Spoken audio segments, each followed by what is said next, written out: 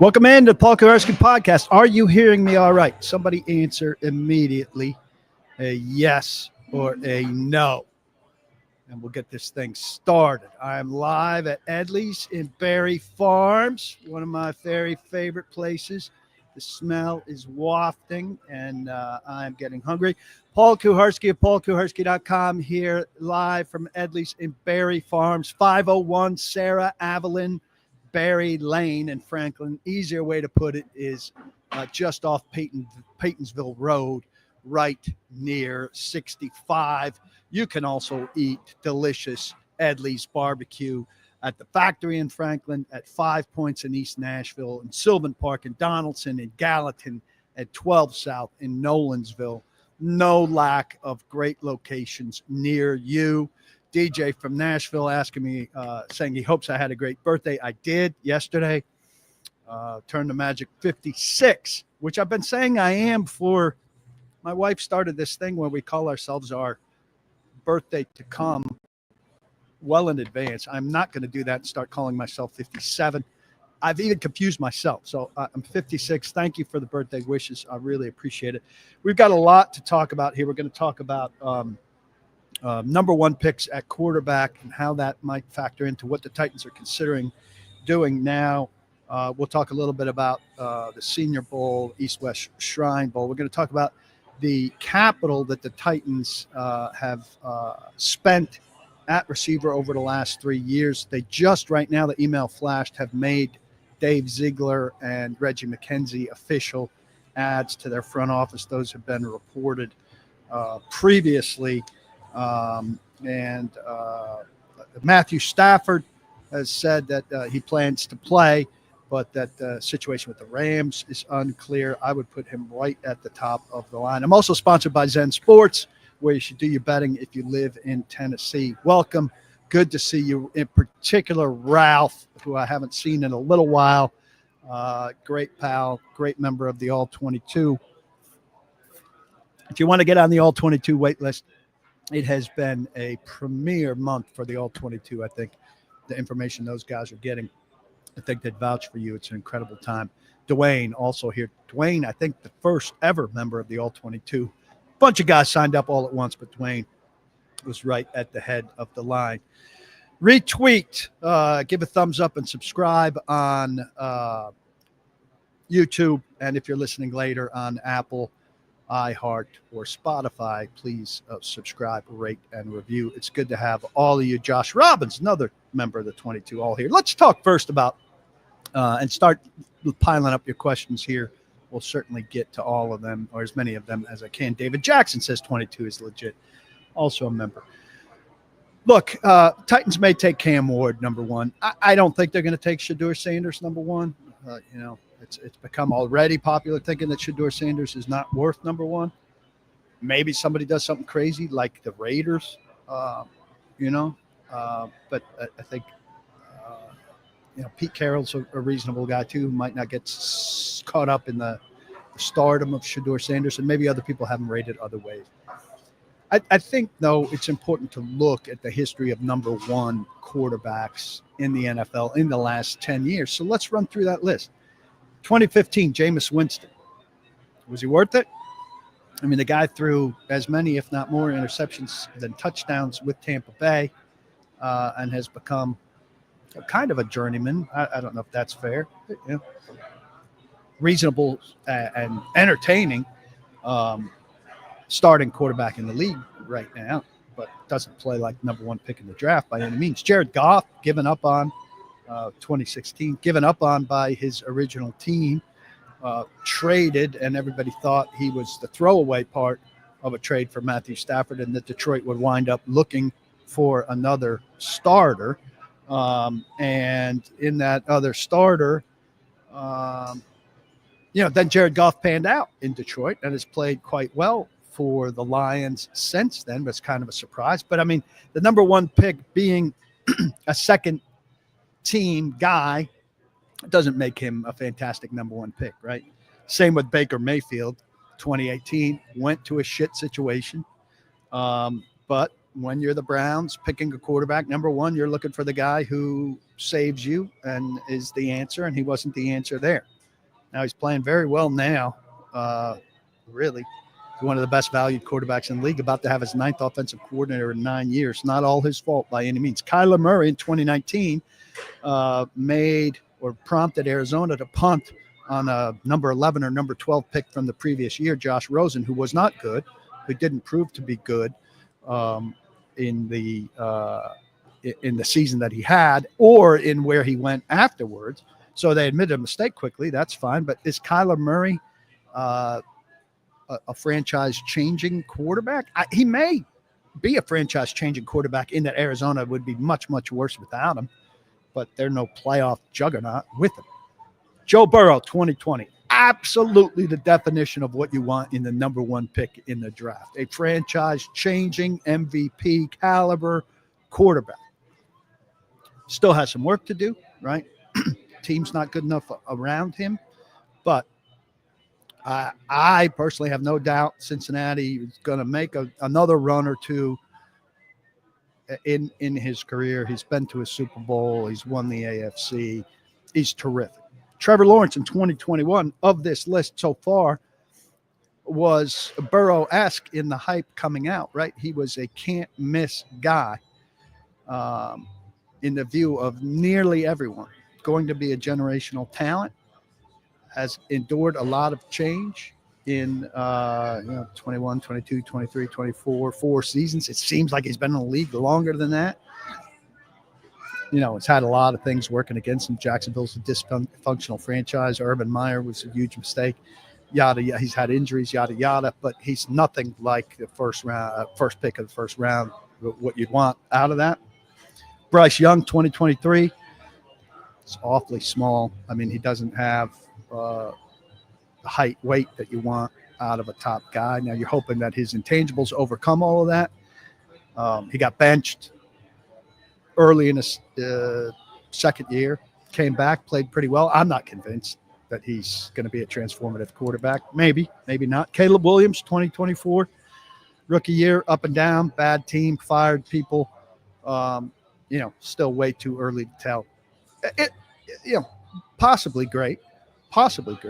Too early to tell. But who's the second best quarterback on this list behind Burrow? Who's the second best quarterback on this list behind Burrow? If you were picking a quarterback on this list that's not Joe Burrow for the Titans, who would you want? I don't think there's a clear answer there. Is there? I mean, it might be Caleb Williams because he's the least known and maybe has the most upside. But I'm curious. Fill in your answers here on the comments. All of this is a long way to say there's one home run. Second best, maybe Mayfield, maybe Goff. Super Bowls out of this list. 1, Joe Burrow. All pros out of this list. 0. None of them are Mahomes or Allen have broken into that. None of them. So if you're spending number one on a quarterback, the odds that you're hitting the Joe Burrow home run, I mean, Joe Burrow when he comes out. Braden Gall, who I do a football show with on Mondays and whose platform I'm on right now, 440, he wrote a very nice piece for me at paulkuharsky.com. You should be a member and be reading that piece, where he wrote a story from the Senior Bowl, like, how do you know when you're taking a plunge with a quarterback, period, or a quarterback at 1.1? How do you know? And he talked to Borgonzi and he talked to Callahan about this. How do you know? And Callahan admitted, like Burrow in Cincinnati, we all knew very early. Well, he said, this is a different deal. This is not like that at all. And it's clearly not like that at all. So, I mean, do you want a guy that's comparable to one of these guys, which Ward probably is? right? Or do you want to get out of that, let somebody else have that, do better to fortify your football team, and maybe forestall a decision to next year when there's a better pool of quarterbacks at least, and you don't have to have them at 1.1, and maybe you miss out on Manning if he comes out, but you get somebody else in a better draft situation. I don't know. When is the earliest before the draft a team has traded down? Spencer says the Titans-Rams trade involving number one in 2016 was 2 weeks before the draft. So, you know, that was regarded as pretty early. So I think that's conceivable. I don't think it happens, you know, before, it wouldn't happen. You know, that Titans conversation got started at the combine. Started at the combine. Robert asks, do the Titans take Hunter at number one if they think he's a generational talent? Be hard to pass up considering there's a set ticket sellers, considering there is, I think he's saying isn't ticket sellers arguably on this team. I mean, I don't think you think about it in terms of ticket sellers, but yeah, they need stars. They know they need stars. I would agree. If they think Travis Hunter is a generational talent, they said they wouldn't pass him up. So if they think Hunter or Carter is a generational talent at number one, they'll take him. I don't think they think, if they think Cam Ward's a generational talent, I don't think they'd be at that decision point yet. But once they got into meeting him and all that, if they thought his tape said he's a generational talent and all of his personality stuff matched up with it, easier decision than we think, right? SR says he'd lean on Trevor out of this list for the intangibles alone, but he's got processing and accuracy issues in a pretty quarterback-friendly offense under Peterson. Well, here it is, right? Liam Cohn, if you can't do it with Liam Cohn, you can't do it, right? Now, is Liam Cohn the next great offensive coach? Yeah. If you're Jacksonville, you're sure as hell hoping so. If not, you don't know. The number one overall quarterback pick is the wrong way to review the value, Jason McDonald saying. Teams only get one pick, and not all teams value the same quarterback as number one. You look at the entirety of the first round. Well, I don't know. I mean, I get what you're saying. I'm not saying hard and fast, but these are the guys who've been drafted number one, and Cam Ward would go on that list if the Titans took Cam Ward number one. And, and you're using number one on this guy rather than on something else, or rather than on trading down and letting somebody else take Cam Ward. So I would argue against you there at the entirety of the first round. If they judge Cam Ward to be the 20th best player in the draft and they take him first, well, yeah, I think you do judge it the way that I'm talking about. Robert Draper, good to see you, my friend. Say hello to Carl. Realistically, given how thin this class is, do Borgonzi and Callahan have enough leeway to gather what they can for 2025, but also collect additional picks for 2026? Realistically, given how thin the class is, enough leeway. Well, Borgonzi, I think, has enough leeway, right? Borgonzi just signed a new contract. I think it's a 5-year contract. It's an interesting thing from Callahan's point of view, but Callahan has, probably definitely the least say in terms of drafting. So Callahan can't stick his neck out and say, well, I need somebody that's more likely to win now to save my job. I got to go against you here on that. And that would pertain to, I think, what they do with the veteran quarterback more than what they do with a rookie quarterback. Sorry, I'm trying to get back to what Robert said. So they have enough leeway to gather what they can. The leeway question's a good one. The leeway question goes back to this. Is Amy Adams-Strunk, in fact, going to be patient? As it seems like Chad Brinker has convinced her, because that's his strategy, patience. It seems like he's bought himself some patience to hear him talk about it. Or is she going to see a not great record next year, and is Callahan out? And then, Callahan being the first one that's fired continues to be an unstable environment, but does Brinker survive that? Seems like Brinker's her man now, and we've seen a lot of places where a lot of guys survive through a lot of stuff. I mean, it's not the Trent Baalke extreme, but there are some front office executives who survived for a good while in environments where the wins haven't necessarily come. He just hired Borgonzi. So is she going to slow down and let things unfold, or is she going to continue this churn? And how would the fan base react to that? Season goes poorly and she fires Callahan. I think people would probably be on board with that. And then Chad and Borgonzi get to hire their own coach. God forbid it's McCarthy, because they know McCarthy from Chad knows McCarthy from Green Bay. But if it's a bigger failure and she fires Chad and Callahan, and then Borgonzi a year in gets all the power.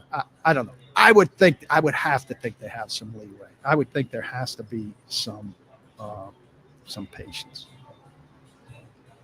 Abdul's the best talent in the draft, S. Rob says. That being said, it's such a deep draft at the position. I don't know if it's worth it if you have picks on the table for a trade. Look, if they think Abdul Carter is significantly better than the next edge, no matter how deep the position is at edge, then you've got to find a way to get Abdul Carter.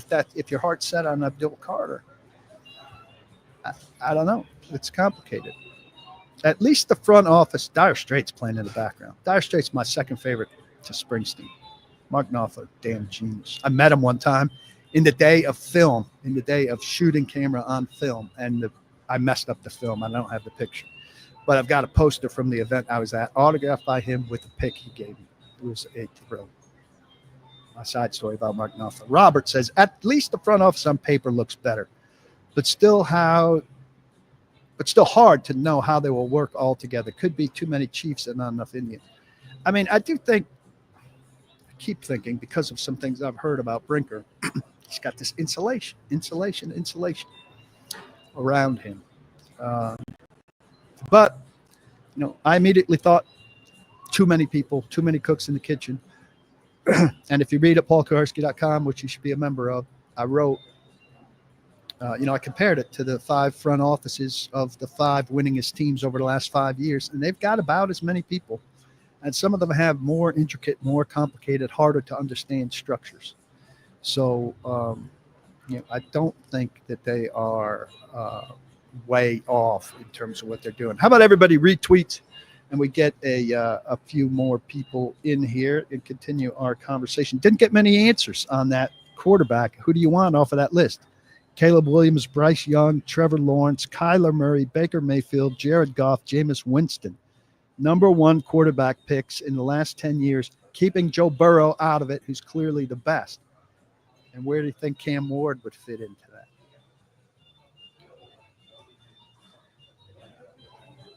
MB says, last time I checked, Josh Allen and Joe Burrow are also sitting at home. In fact, I think Burrow's on the golf course with Will Levis. Well, if your standard for a quarterback is if he doesn't go to the Super Bowl, he's not good, that's pretty high standard. I mean, only 2 guys go to the Super Bowl. So, it's ridiculous. Burrow's banned. How about anybody else on this list? Nobody's been close. Williams 1 year, no. Bryce Young, no. Trevor Lawrence has been to what? 1 playoff appearance. Kyler Murray, maybe 1 playoff appearance. Mayfield, nowhere close. Goff, was number 1 seed this year. Didn't get it done. Jameis Winston, no. So, to downgrade Burrow because he's not in the Super Bowl this year, well, that team has some issues. They start slow, whatever. Quarterbacks can do a lot. They can't do it all. Patrick Mahomes certainly has some help from his defense.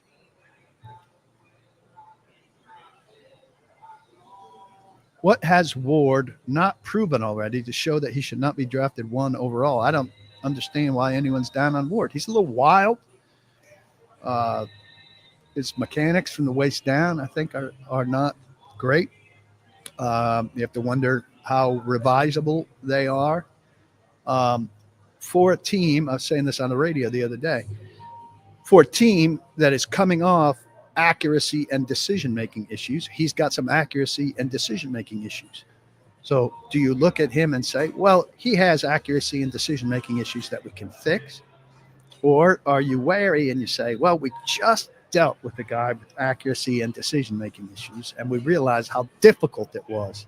Every guy's different, obviously, but we realized how difficult it was to try to fix his accuracy and decision-making issues. And after we talked to Ward and study his tape, we see things that we think are going to be hard to rein in and correct. And we got to find somebody who's an accurate thrower and decision-maker. Let's go here to the idea of Matthew Stafford. So it came out this week that Matthew Stafford is intent on playing next year, which is no surprise whatsoever. He's, he just led a team, his team, to another good mini run in the playoffs. Still a good quarterback. He's going to turn 37 on, I think, February 7th. So he's old. But, some of these best quarterbacks in the league can still play some pretty good football when they're old. And of all these veteran quarterback options that we've talked about, Derek Carr, Kirk Cousins, chief amongst them, Matthew Stafford would be superior. I don't care if he's 37. And I understand there's age risk, right? But the options are limited at quarterback. Stafford last year played 16 games, 10-6. The Rams were 10-6 playoff team, 65.8%, 20 touchdowns, 8 interceptions, 93.7 rating, took 28 sacks. A year removed from Pro Bowl, semi-meaningless, 8th in MVP voting, 4th in comeback player of the year. He's a pocket guy. He's not going to run much. Titans, we know, need to fortify that offensive line, but he can be sack avoidant. Has a better understanding of that than anybody we've seen play quarterback for the Titans in some time. Maybe, Tannehill at his best was doing some of that. But I think Matthew Stafford, if you're looking at veteran options, somehow becomes available that you don't have to trade a fortune to get him. And if the Rams are looking to reset to get away from big money, I didn't look. Somebody can look up what he's worth contract-wise. I think 2 years of Matthew Stafford would be great. Play him this year as your primary guy. Maybe you're bringing in somebody young. Maybe you just have him and Levis, and then next year you're looking at a draft with better quarterback options, and you have Stafford and a kid next year. And, you sign Stafford to a nice 3-year deal where you can get out on the third year. I think that'd be a pretty exciting option. The Tall Texan says Stafford is still a top 3 ball spinner, as is Rodgers. I mean, Rodgers is much more a victim of age at this stage, to me, than Stafford is. Robert says, if you're not sold on any of the quarterbacks in this draft, the obvious scenario in my mind is to trade back no lower than 5, grab additional picks, and still get Carter or Hunter. That's a home run. The thing is, at 5, you could be at 5 with Ward gone, Hunter gone, Carter gone, and who knows who the other player would be at 5. So there's some risk there. Dwayne likes Stafford, but not a big fan of trading picks for him. I think that's hard. Adam says, last chat I said I had faith in Callahan to become a good head coach. Can I explain why? He doesn't disagree. He's just curious on my reasons. Well, I think he's pretty well organized. I think that the biggest reason is because his players stayed bought in. You know, usually, um, usually if guys are down on a coach, you can get a sense of it, right? Now, I wasn't as plugged into this group of players as I usually am because there aren't as many guys who have been around as long. But um, really one guy that gave me a sense he maybe didn't believe in Callahan, and everybody else kept saying it, and you can tell if a guy's paying lip service to the team or not. Let's retweet right now, everybody. That'd be helpful. Um, so these guys believe. Nick Suss wrote a really good piece about player belief in what was going on. I think they believe in the system. They see that the system can work if the people are executing things correctly. Turnovers were killer. The quarterback was really bad. Now, I mean, there's some bad signs too. There weren't many guys that got better. There weren't many aspects of the team that got better. Um, but I just think it's too early to dismiss the guy as a complete fail, and you got to give him a chance. This season just spun out of control very quickly, like right from that Chicago game, and I think you got to be patient with him and give him a chance. I expect to see much better things. Big Jeff was second alternate at defensive tackle. So I saw Quinnen Williams, I think, got the first defensive tackle spot. I don't know who the second dropout was. So he was rated in the Pro Bowl voting, 1/3 fans, 1/3 coaches, 1/3 players, to be the fifth best defensive tackle in the AFC. Yeah. I don't know if I'd put him fifth, but in range of that. Focus would rather build a team with a quarterback. The only pass rusher to lead a team to the Super Bowl that I could think of is Lawrence Taylor. Well, certainly you're not going to be edge-led, but you need an edge in the mix, right? So if you're saying I'd rather have Cam Ward than Abdul Carter, because if you're saying I'd rather have Abdul Carter, sorry, let me start again. If you're saying I'd rather have Cam Ward than Abdul Carter because teams that go to the Super Bowl are quarterback-led and not edge-led, well, yeah, teams are quarterback-led, not edge-led. The thing is the quarterback's got to be good, right? So say you draft Cam Ward and he becomes an average quarterback, but the person who drafts Abdul Carter gets a premier edge. Well, who's closer to the Super Bowl? The team with the average quarterback or the team with the premier edge? I'd rather have the premier edge and then have a chance to go find the quarterback somewhere along the way. You can't force the quarterback just because quarterback's the position. I mean, I think you have to try at quarterback. But if the guy's not worth number one, the guy's not worth number one.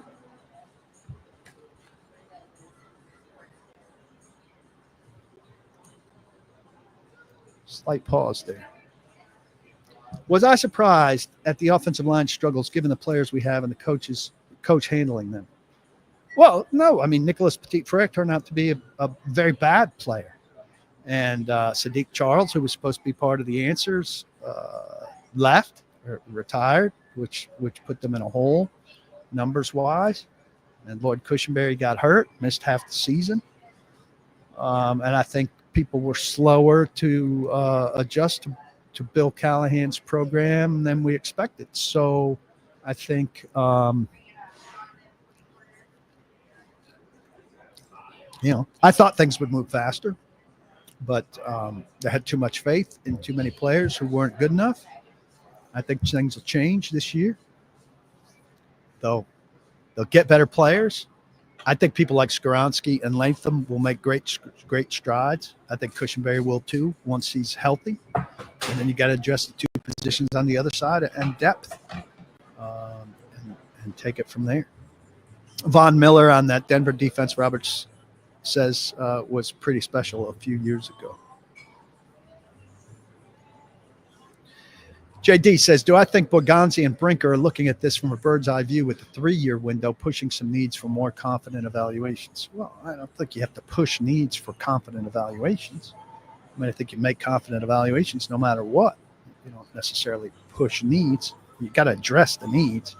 You can't leave a blatant hole and have nothing there. You got to give yourself options. We saw that. They left a blatant hole at right tackle. They overestimated what they had, and it bit them in the ass in a big way. So you got to have some viable alternative at key positions anyway. But yeah, they're looking at it certainly with at least a two-year view for sure. Let me talk to you about Zen Sports. Zen Sports today, Thursday, has Thursday X NFL Big Game. Thursday times NFL Big Game. A parlay. If you make a bet on something going on Thursday and parlay it with something on the NFL's big game, you earn a 25% profit boost up to $250 if you win. That's valid for your first 5 qualifying parlays. So you can go to Zen Sports. You can make up to 5 bets on something happening Thursday paired with something big game related. And if you win these, they're all worth 25% more than the actual payout. Sounds like a pretty good deal to me. So go to Zen Sports, great partner of mine, been sponsoring this podcast for some time. Zen Sports, only for people in Tennessee. You can use code TNPaul when you sign up. Great. Lets them know I sent you. And then parlay anything being played on Thursday. I'm sure we got a full slate of NFL, NBA, etc. European ping pong. And pair it, parlay it with something big game related that's coming up in 10 days, and you get a 25% profit boost up to $250 extra if you win. Zen Sports, the place to bet if you live in Tennessee. Gambling problem? Call 1-800-889-9789. Must be 21 and located in Tennessee. Terms and conditions apply. Odds subject to change. Check them out. Appreciate that. We're a little over halfway. Let's keep going with your questions. Adam is a Mississippi State guy who's been following Big Jeff for a long time, and I'd trade him if somebody wanted to offer enough draft capital. Would I take 2 second-rounders, a second and third? I would. I think I've said this a couple times, Adam. I think Jeff's a very good player. Certainly as a run stopper, and his effort is unquestioned. I love his effort. Jeff Simmons has played with intense effort from the day he set foot on the Titans field. But I think he's been miscast as a leader, and I think he's confused by what leadership is. And I think it's messed the Titans up a little bit on defense. I think, he's probably, his value is going to decrease from here. And I think if you could get 2 picks for him, I think, I hate to give away something in exchange to create a hole, but they want a lot of picks. They want to get younger. Jeff he'll be 28 at the start of the season. I just think there's a real leadership issue with him. Maybe you shouldn't, but I said this in a podcast lately. He favorited a tweet when somebody said, get him to New England to play for Vrabel. He favorited the tweet, and then he came back and he said he didn't mean it. He said liking that tweet was literally not on purpose. Y'all cool out. It's not that deep. I don't know. I know where my heart's at. My goal is to retire a Titan, back to enjoying my offseason. I'd take that at face value for most guys. I said, cool out. It's not that deep. I didn't mean it. But he didn't mean it when he went after Buck Rising. He didn't mean it when he spit on Marshall Yanda. He didn't mean it when he fought with the Bills in the tunnel. The team leader has to mean what he said. And this guy, so often, he doesn't mean what he says or does. That's not me. It's what he said after the incident with Buck at camp. It's what an insider tells me he says after every bad move when this guy was with the team. But his Twitter bio reads, "I know who I am." There's a conflict there. It's so obvious. And I think it's beyond, Callahan or Tracy Rocker or anybody talking to him. And I think those complications make things difficult. Well, maybe you just deal with it and you get some better leaders on the roster and stuff. But I do think it's an issue for the team. Now, football above all, right? If you can get them out there and they can win, he's much better when they're winning than when they're losing. Tall Texan says Ward is Will Levis 2.0. I think he's probably better than that, but still, maybe too much of that. But you don't draft Carter number one. You trade out and build your team until a stud becomes available at quarterback. I mean, you can't wait forever for a stud to become available at quarterback. At some point, you got to take a leap of faith on somebody. I just think it's not these two guys. And I don't think you draft Carter number one either unless nobody's willing to deal with it, right? And look, you're going to sign a veteran quarterback, I think. They sign a veteran quarterback, and does that send a signal to everybody that you're not drafting a quarterback number one? Well, Atlanta signed a veteran quarterback and drafted Penix, right? I mean, I think you send signals that you're intending to get one of each.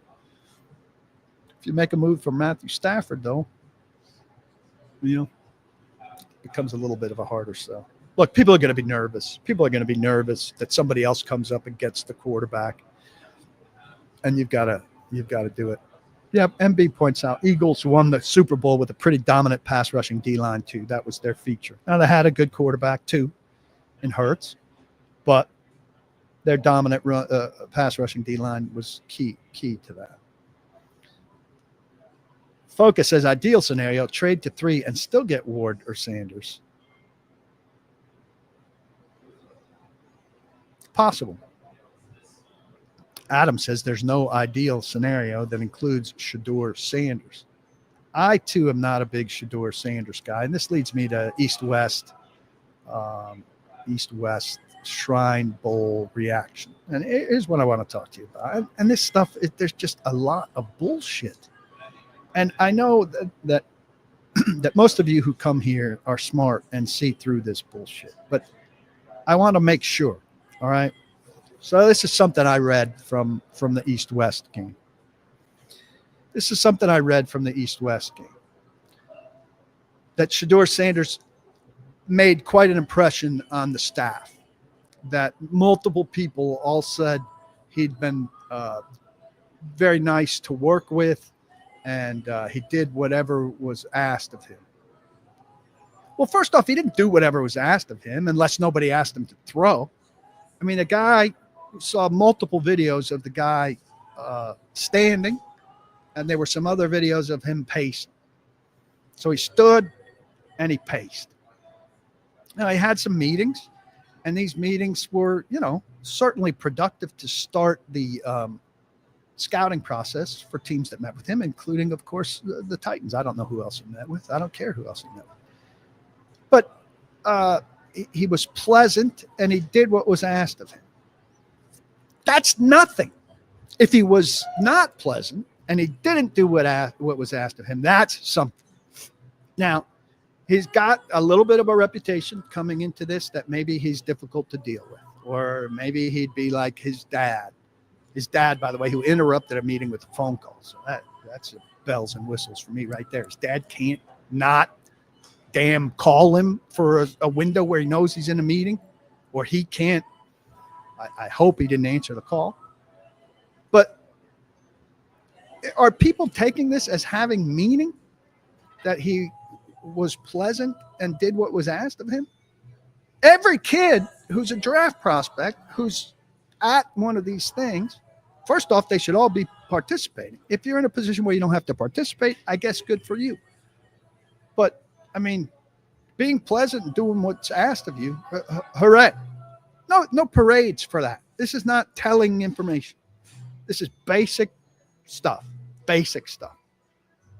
I can't imagine that Shedeur Sanders gets any kind of big check mark from the Tennessee Titans because he was pleasant and he did what was asked of him. And there's a lot more to be filled in behind that. Now, that's his hype train doing a good job, but could have gotten that in a press release from his PR company. That's what that is, basically. And, look, more power to guys who went out there to cover it and got a story or two out of it. But I'd rather watch video of Shedeur Sanders playing football for Colorado than tidbit videos of him standing and watching practice or walking in and out of the Titans meeting. That's just me. Did those do anything for you? Well, there he is. Look. Oh, he's walking. He's walking in to a door with the Titans logo on it. He's walking out of a room with the Titans logo on it. I would have shot the same videos if I was there, but I chose not to be there because those are the videos that are available. Let's see what else you guys got.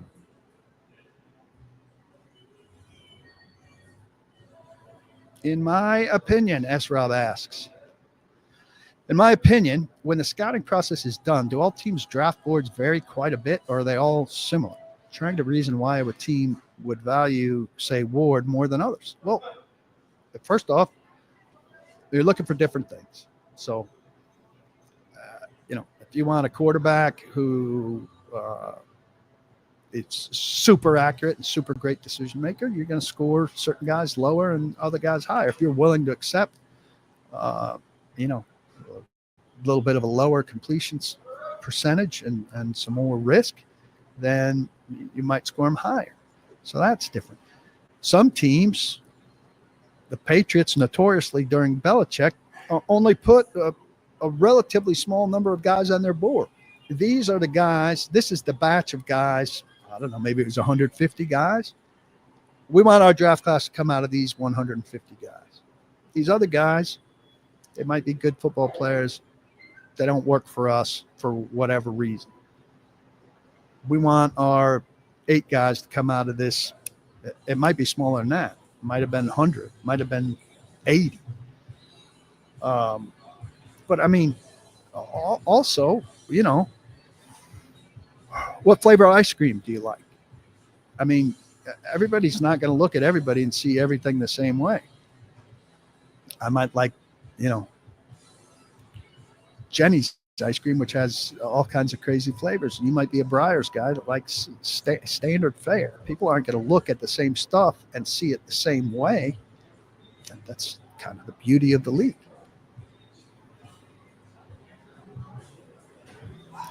Robert asks about access to Bones Fassel. Any chance you can get access to new special teams coordinator? He did make some initial comments to Jim Wyatt. Would love to hear him riff on how you locate and develop a punt returner. Certainly, Robert, I would love to do that. I suspect Titans have been very good about making new coordinators available at the combine. So I think it's fair to expect that they might make him available at the scouting combine in late February. The chances of me getting him alone, very low. Have I heard anything about Tony Pauline's report from the Shrine Bowl that the Raiders were actively trying to get to the top 2? I have not. It's the first I've heard about Tony Pauline's report. But that'd be great.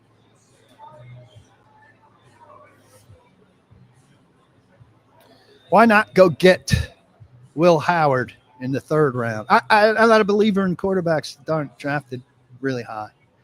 Like the number of quarterbacks that have hit later, Jalen Hurts, right? But the best quarterbacks come highest. Now, maybe not number 1. We've run through that list. But generally speaking, the Titans have wasted a lot with second-round quarterback, a third-round quarterback in recent years who have not panned out for them. I think when the time comes, your guy's probably going to be pretty highly rated. And this team has so many needs that to take what amounts to a flyer on a later round quarterback, I'm not a big fan of that. T. Patton asking about Abdul Carter at number 1. I would rather, get to number 3 and take him. I don't know that there's a great right tackle in free agency this year. There's a great right guard in Trey Smith, who Borgonzi knows very well. So I'd look there. They're not gonna spend on huge names in free agency the way they did last year. So we'll see about that. I want to talk about investment the Titans have made in, and these are some of my favorite things to do. So I was thinking about what the Titans have spent draft capital-wise over the last 3 years on wide receivers, right? It seems like you get so annoyed when you see them spending six-rounder 182 on Jaquan Jackson, who maybe busted himself out of the league with what he did. Maybe Fossil can turn him into something. Colton Dow, 7th, 228. Project. Great kid. Hope he does well. Traylon Burks obviously is, bust at 118 in 2022.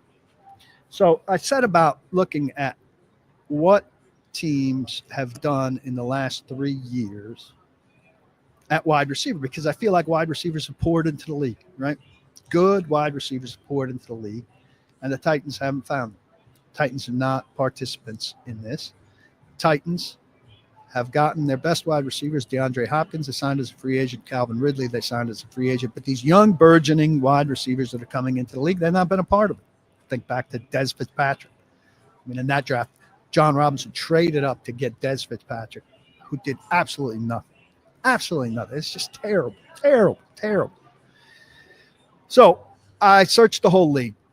And what I did is I took their wide receiver picks from the last 3 years, whatever the pick number was, So Jaquan Jackson was pick 182. Well, on the Jimmy Johnson draft value chart, 182 is worth 18.6 points. Colton Dow at 228 is worth 1 point. Traylon Burks at 18 is worth 900 points.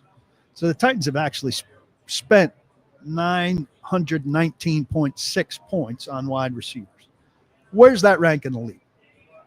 I went through the league, my crappy looking notes.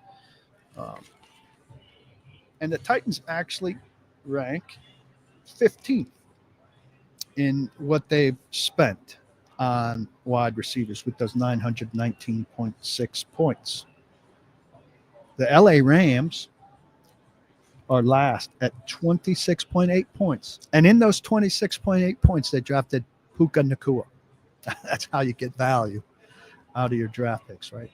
But the New York Giants, headlined by Malik Neighbors, Wan'Dale Robinson, one other guy who I'm forgetting, 2,295 points. Arizona, headlined by Marvin Harrison Jr., 1,939 points. Bears, very active, 1,624 points. Jets, Arizona, LA, all over 1,400 points. Kansas City, 1,370 points. Detroit, over 1,200 points. New England, flailing at wide receiver, spent over 1,000 points. So it's not that the Titans haven't spent. I mean, they're right in the middle of the league there at 15.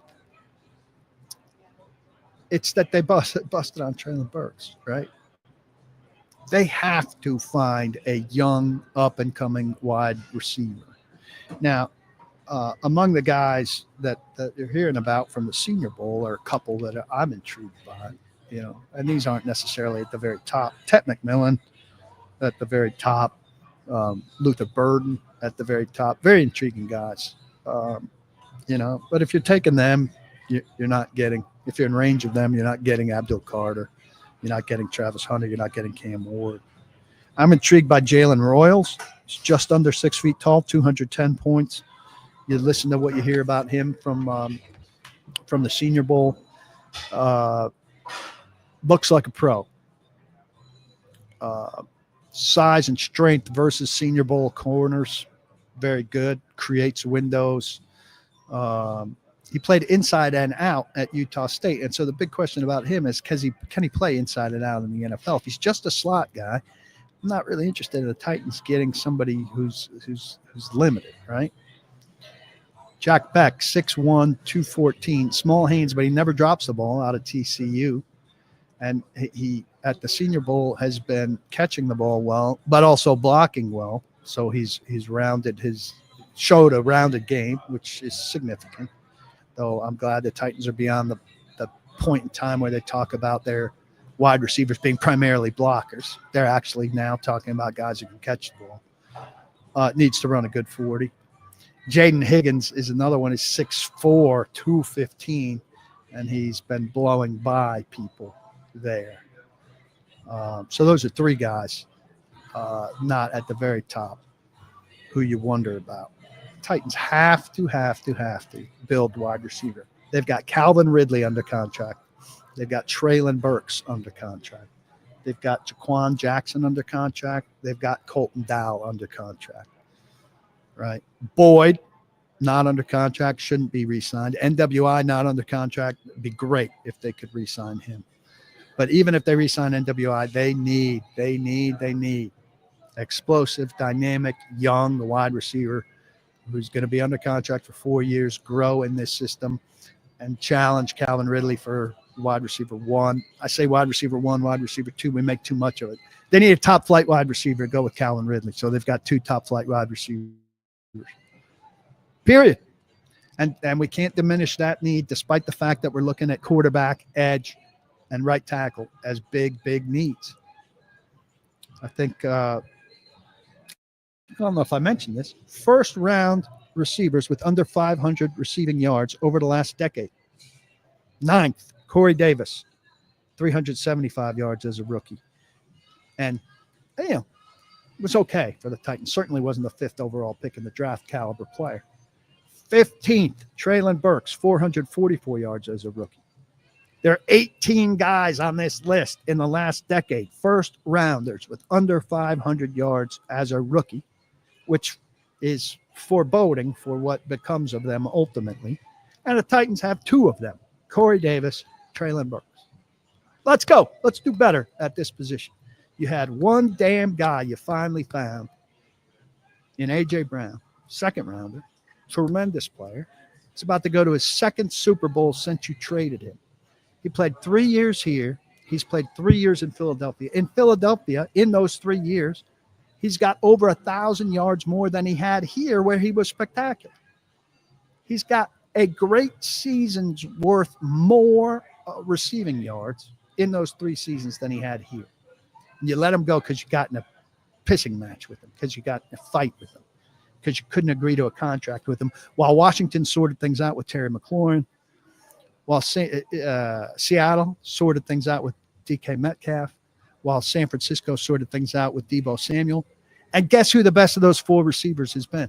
A.J. Brown. A.J. Brown is going to his 2nd Super Bowl.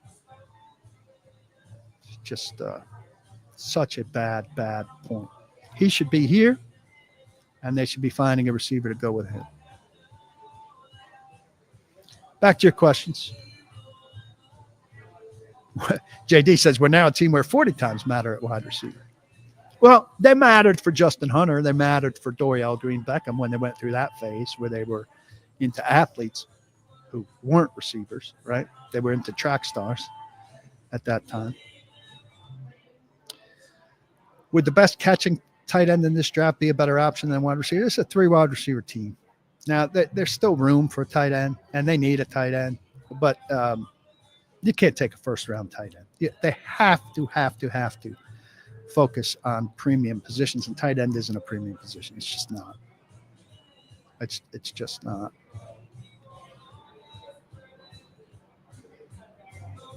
Ed Henry counters, although wide receivers in need, I don't think it's a priority over the trenches. I don't know that it's a priority over the trenches either. It depends what's on the board. And, the top of this wide receiver class, I would say is probably not as good as the top of previous. I mean, last year we were talking about some fantastic wide receivers. I don't think Tet McMillan and Luther Burden are up there with Rome Odunze or Malik Neighbors or Marvin Harrison.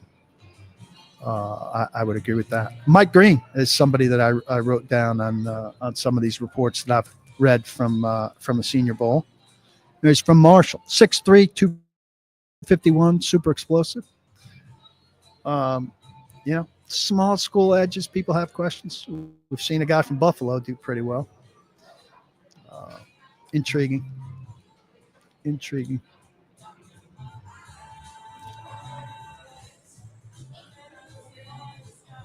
It's an interesting idea. How often do first rounders become successful players in year 3 or later? How many guys take 2 years to develop? Means they were overdrafted. Curious. It's an idea. I'm going to take a picture of that screen so that I can refer back to it.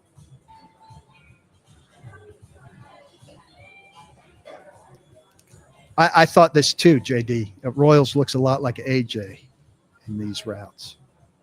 Smaller, right? I think he's a little bit smaller.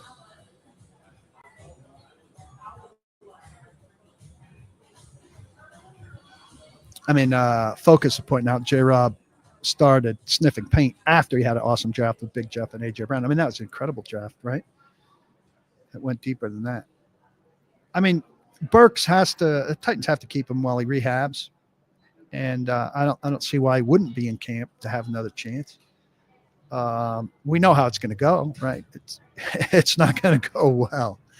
But, I mean, I think the book is written on Traylon Burks, but he'll get another chance in camp, during which he'll pull a hamstring or something.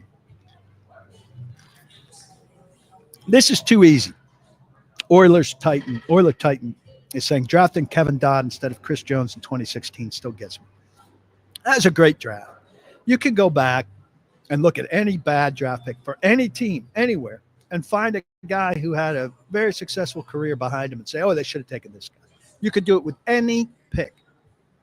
It's too easy. It's like stopping film, You can stop the film at a perfect spot and say, look how open this guy is.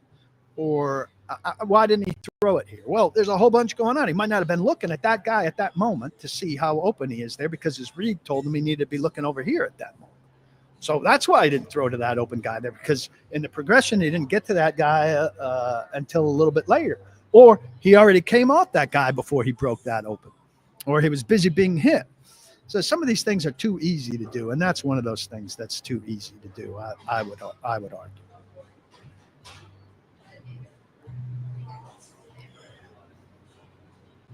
Question about some of these Pro Bowl selections as it pertains to the Hall of Fame. Do the voters discuss some of the Pro Bowl selections that are borderline at best, like Simmons' Pro Bowl this year? I mean, the backup court, Tyler Huntley went to the Pro Bowl one time as like the 8th alternate in the AFC. That's like half of the AFC's quarterbacks. So he's like the 8th best, 9th best quarterback in the AFC that year. So certainly when somebody – now still, we're talking about guys at best who were in the league 5 years ago. So, yes, now when you're talking about a guy like that, you're talking about all-pro. You're talking about all-decade. And then if Pro Bowls come up, almost invariably somebody will say, ex-Pro Bowls, but, we know those are less of an indicator now. There are a lot of formulas, too, where guys are awarded points, based on how many seasons they started, how many seasons they were, this is a big one, how many seasons they were blue chippers under Jack Giddings' rating system, which you might look up. I believe Giddings has passed away, and so that rating will disappear. But Giddings, very respected scouting service used by a lot of teams in the league. And so if you were a blue guy in a certain year, that means you were top 4 at your position, something like that. And so that's a very valued resource that gets talked about. But when Pro Bowls are sometimes in the mix of like a big formula that people use where they're measuring, say, the 15 modern guys against each other, where somebody might have a chart in advance that we look at. Some of us factor it in, some of us don't, but that counts, Pro Bowls and Giddings Blue seasons and all pros and all decades, and gives some kind of scaled points on all of that stuff to measure guys against each other in terms of how they scored. So it's in the recipe a little bit, but it's increasingly downgraded. And certainly a couple of us, Mike Sando has asked Pro Football Reference, hey, can you maybe go back? It's an awfully big project.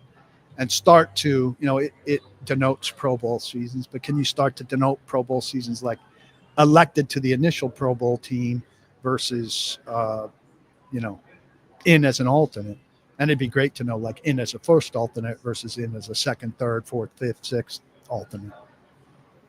Adam, if we fixed the right side of the line and added one more weapon somewhere, would you have any faith in Levis to take a step forward? I've been down on him, but he does have all the physical tools. Yeah, doesn't matter that he has all the physical tools. I think Brinker or Borgonzi said it's a neck-up position. If you don't have the neck-up position, the physical tools don't matter. He doesn't have the neck-up stuff. I think he's had time to prove that. Could that get better?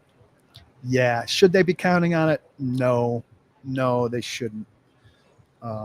They absolutely shouldn't. Now, maybe if he circles around, over time, maybe sign Nick Bolton from the Chiefs. I think that's another good consideration. And look, we saw some San Francisco guys come in after Rand Carthon took over, Daniel Brunskill, Aziz Al-Shaair. Maybe I'm missing another one. And those were good players. Aziz had a good year here. They wanted to retain him and couldn't. Brunskill, a decent piece of the offensive line, better in his role the second year than the first. But, Nick Bolton, Trey Smith, guys that you absolutely should consider. Here's another example. Minshew went to the Pro Bowl last year. Good guy. Well, there's one. We're not going to be talking about him for the Hall of Fame. So his Pro Bowl is not going to carry any weight for him on anything important. Cushenberry has said that he would be good to go for training camp. I think that's probably a little ambitious. I wouldn't expect him to do anything in the offseason in terms of being on the field. But we'll see. That's a bad injury. I mean, he's going to be part of the offensive line next year. It's just a matter of when he's ready to go. I think it's conceivable he's ready to go for opening day, and then when he feels like himself, Hey, we've had a good time here. I appreciate you all coming. Let me remind you need to subscribe to paulkuharsky.com. Good stuff from the Senior Bowl from Braden Gall, who's doing some stuff for me. This wide receiver stuff I talked you through, I'm going to do another layer of research in terms of the production that people have gotten from their picks out of these Jimmy Johnson points over the last 3 years. I'll have that story up in the next couple days for sure. Braden's going to have another story about just the best people he saw this week as they pertain to projected Titans picks. And you need to eat at EDLEY'S. This place, you walk in and you smell it. I know most of you are familiar with it. If you're not, check it out. If you are, make an extra stop here on my behalf. I'd appreciate that. Check out the Zen Sports app and make a bet. Consider this today. Bet if you bet a parlay, matching something today with something in the big game upcoming, you earn a 25% profit boost up to $250 if you win. That is a pretty sweet deal. That's all I've got for you. I appreciate you coming. We'll talk to you next week. Thanks for everything. Tell your friends to come and join, and email me, p.kuharsky@gmail.com about a spot in the All-22. I appreciate you. Don't block the box, and be sure, please, to lock your locks.